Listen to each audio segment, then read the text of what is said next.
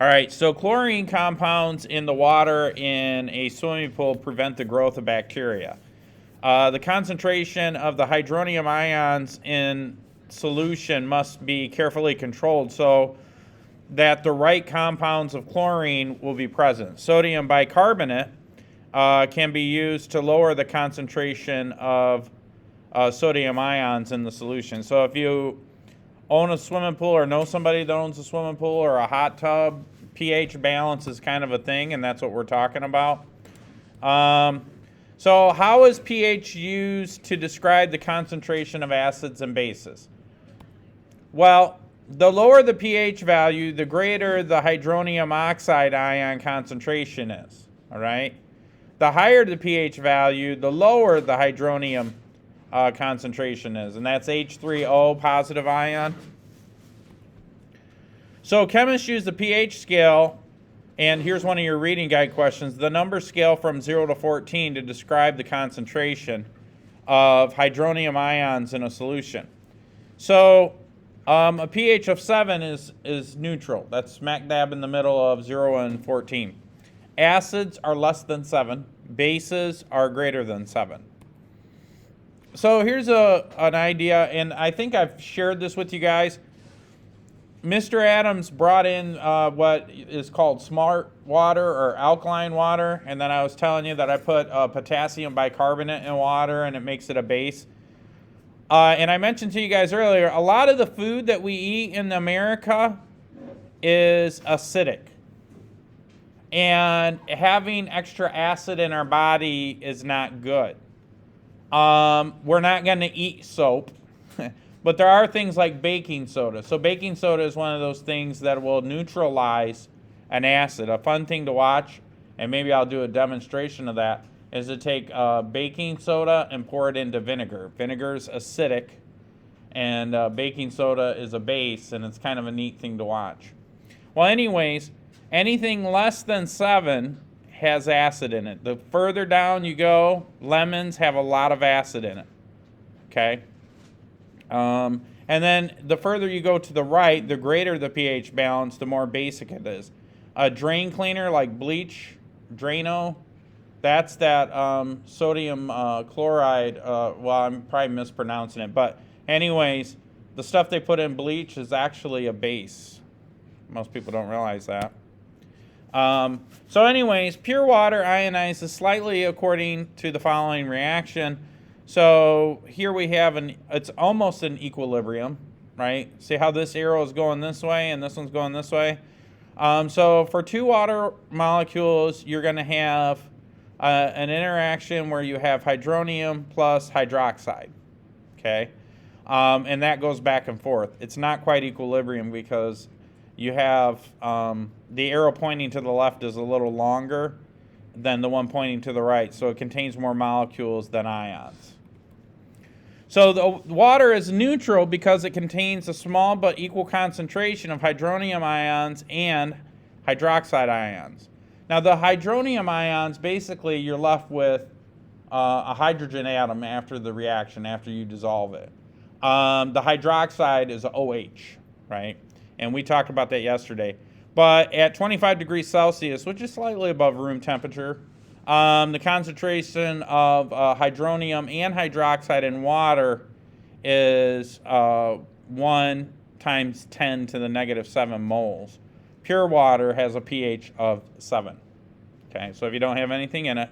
Adding acid to water increases the concentration of hydronium and decreases the concentration of hydroxide. Hydrochloric acid, in which the concentration of hydronium is 0.10 molars, or molarity, or you would say moles, I think, has a pH of 1. So, pretty strong acid there. Remember, the closer to 0, the more acidic it is. Adding a base to water increases the concentration of hydroxide and decreases the concentration of hydronium. Sodium hydroxide solution, yeah, maybe that's what it was sodium hydroxide. What did I say earlier? What did I say? Chloride, sodium chloride? That's salt. I misspoke. So this is like bleach Drano. Solution is which the concentration, the hydroxide is 0.10 moles. And then the concentration of hydronium is 1 times 10 to the negative 13. So these are stark differences when you talk about the orders of magnitude. This is 13 zeros, or 12 zeros, so it's like a dot and then 12 zeros and then the 1. That's what the negative 13 stands for. But anyways, this has a pH balance of 13. How do strong acids and bases differ from weak acids and weak bases? Well, when strong acids dissolve in water, they ionize almost completely. Strong bases dissociate almost completely. So for a strong acid, oh wait, let me back up, I skipped a slide. Some reactions go to completion, while others reach an equilibrium. Remember, equilibrium is you synthesize, decompose, synthesize at an equal rate. Completion is when you synthesize or decompose to completion, right? So it's one way versus two way. When certain acids and bases dissolve in water, the formation of ions from the solute almost goes to completion. Such acids and bases are classified as strong. So we measure the strength based on how the compounds react, right? Are they going to react to completion, or will they be more of an equilibrium type state? So when hydrogen chloride dissolves in water, there is about the same number of hydronium ions in the solution as there were molecules of hydrochloride to begin with. So hydrochloride is an example of a strong acid. Other strong acids are sulfuric acid and nitric acid. Strong bases, when dissolved in water, sodium hydroxide almost completely dissociates into sodium and hydroxide ions. So the sodium hydroxide is an example of a strong base. Other strong bases include calcium hydroxide and potassium hydroxide. And when you guys see me make my little alkaline water, I'm actually taking potassium bicarbonate, which is basic, and that dissolves in the water and changes the pH. How do strong acids and bases differ from weak acids and bases? Well, weak acids and bases ionize or dissociate only slightly in water. So here you look at this situation, the acetic acid and water can be described in the following equation. Again, it's almost in equilibriums. In other words, here, this is a chemical reaction that goes this way and then it comes back. So it's kind of a circular type of deal. Now the equilibrium favors the reactants over the products, so few ions are formed in the solution. Remember, a strong acid or base is based on how many ions are formed. When you're near a state of equilibrium, you don't have as many ions because they're converting back to the molecules from which they came. So a weak acid forms fewer hydronium ions than a strong acid of the same concentration. So a weak acid has a higher pH than a strong acid of the same concentration. So I want to highlight that. That's one of your reading guide questions. A strong acid is based on what happens at the molecular level, not necessarily the pH. Okay? So let me read that sentence again. A weak acid forms fewer hydronium ions than a strong acid of the same concentration. So a weak acid has a higher pH than a strong acid. Okay? Concentration is the amount of solute dissolved in a given amount of solution. We talked about that yesterday. Strength, however, refers to the solute's tendency to form ions. So you can have a lot of stuff in a solution, but it doesn't necessarily make it a strong acid.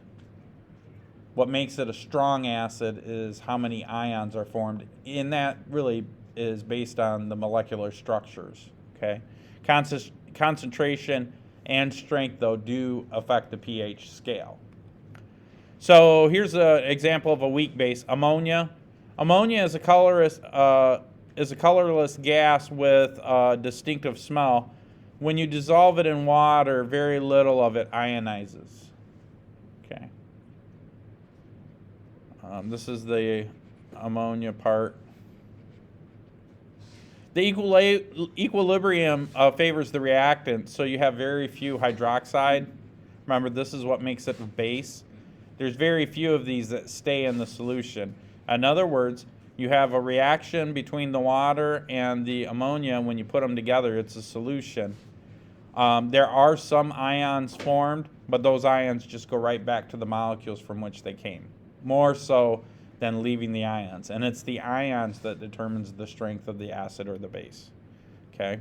So not as many of these hydroxide ions are produced. Buffers.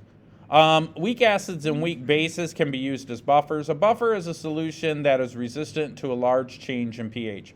Buffers can be prepared by mixing a weak acid and its salt, or a weak base and its salt.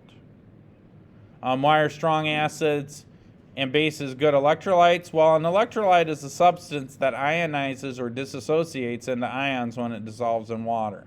Salt is an electrolyte. You'll hear people talk about electrolytes in your body. Well, it's potassium, sodium, those things your body needs. Strong acids and bases are strong electrolytes because they dissociate and ionize almost completely. Electrolytes. Sports drinks contain salts and elements such as sodium, potassium, and calcium. Electrolytes in sports drinks can help restore the balance of your body. So Gatorade. Does anybody here know the history of Gatorade? There was a university in Florida, aka the Gators, and they noticed that the players would be exhausted at the end of the game, so they gave them water. Well, the water helped a little bit, but they were still fatigued at the end of the game. So they did research. And they said, well, how do people lose water? Well, you lose water when you sweat. If you're playing in a football game, you're going to sweat. But your sweat is not just water. Anybody ever tasted sweat? Have it run down your face? What's it taste like? Salt. It tastes like salt because it contains sodium, potassium, calcium. So Gatorade was their formula to replenish the electrolytes and the water the players lost when they were playing a football game. And now it's a worldwide brand. It was really cool. They I think if I remember right, they invented it like in the 70s or something like that. It's pretty cool. Anyways, electrolytes can be classified as strong or weak. Sodium hydroxide is a strong electrolyte that produces many ions in water. Salts are also strong electrolytes. Acidic acid is a weak electrolyte because it only partially ionizes. Sorry, put those two words together. All right, real quick quiz.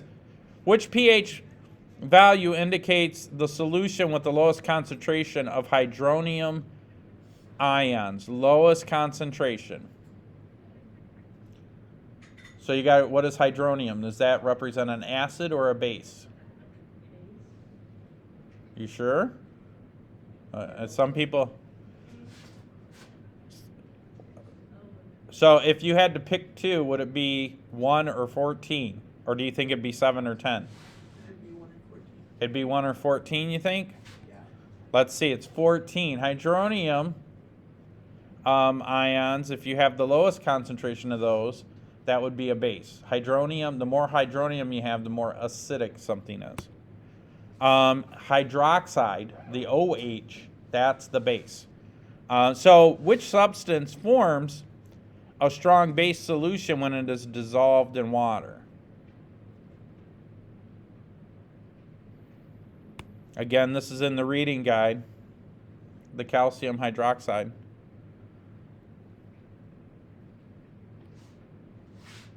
All right, here we go. Which combination of solutes will form a solution that is resistant to pH changes? So they're talking about a buffer.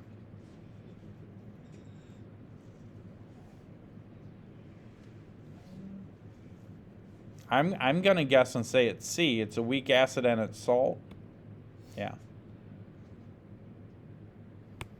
Okay. Acetic acid and sodium carbonate are examples of strong electrolytes. False. It's weak. And that's it. Any questions, guys?